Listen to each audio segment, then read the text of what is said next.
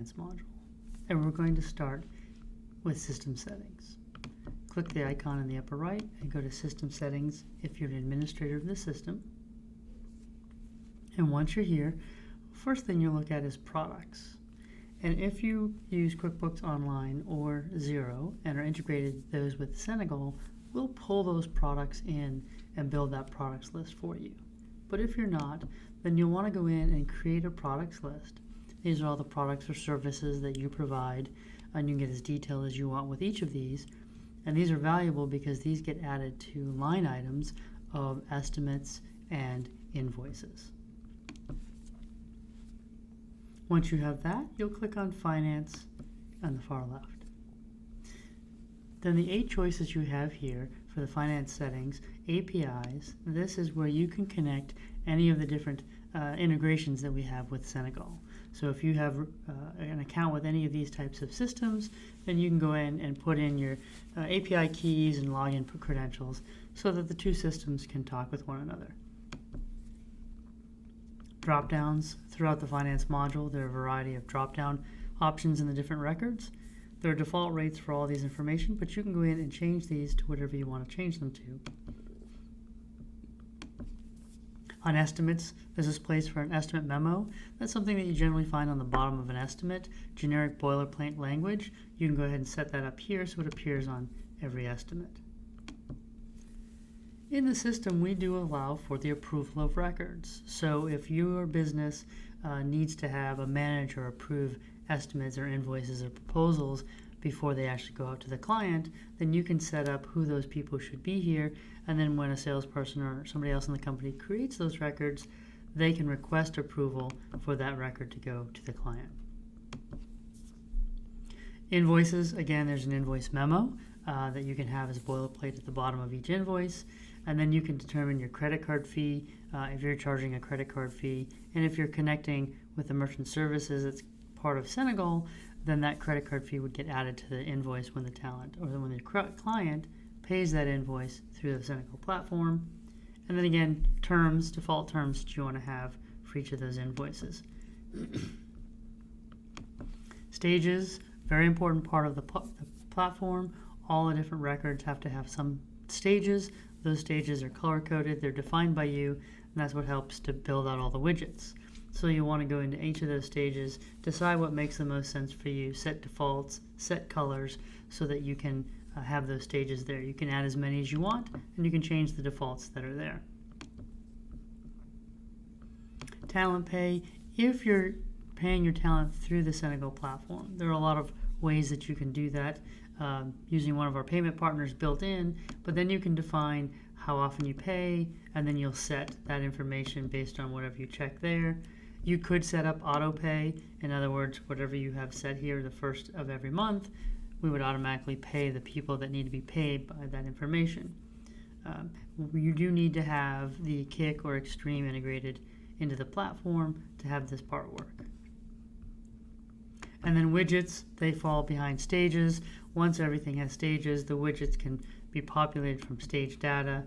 You'll set the date range and the departments that have access to those widgets so they display on people's dashboards if they have permission. Once you've got all the settings in place, it's time to go to the finance module itself. In the finance module, we have estimates through commissions. In the estimates, you can create new estimates. You can create an estimate here. If you don't see an icon there, that means it's locked. Locked is a tool that we use to push information to QuickBooks Online or Xero, and also once something is locked, it can't be edited unless someone with permission unlocks it.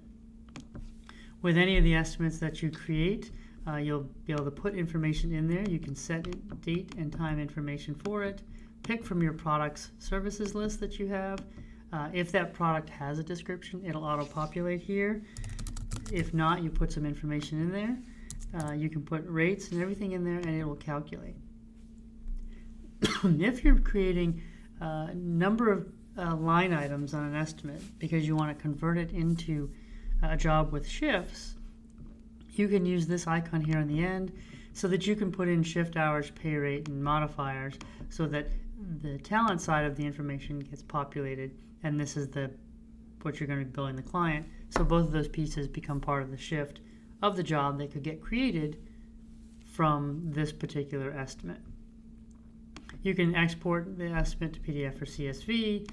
You can send it to your client to sign once it is locked, and you can also convert it to an invoice if you need to.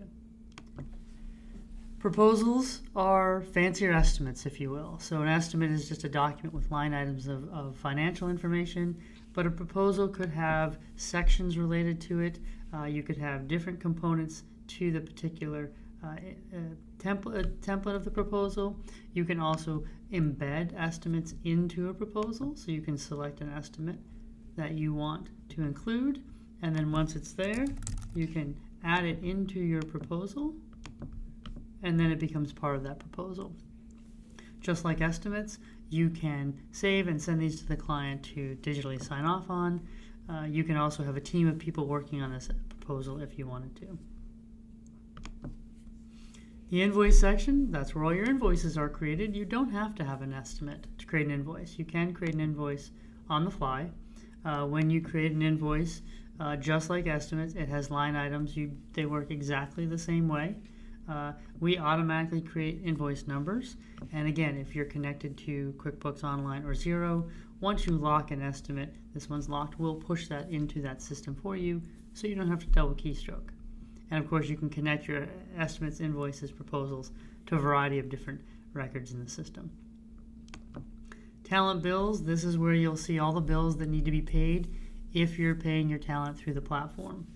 If you are not paying your talent through the Senegal platform and you need to export it to pay through a third party, say Paychex or some other payroll company, then you would check the people that you need to pay, and then you would just export that data so that that information can be available in a CSV to import to another platform.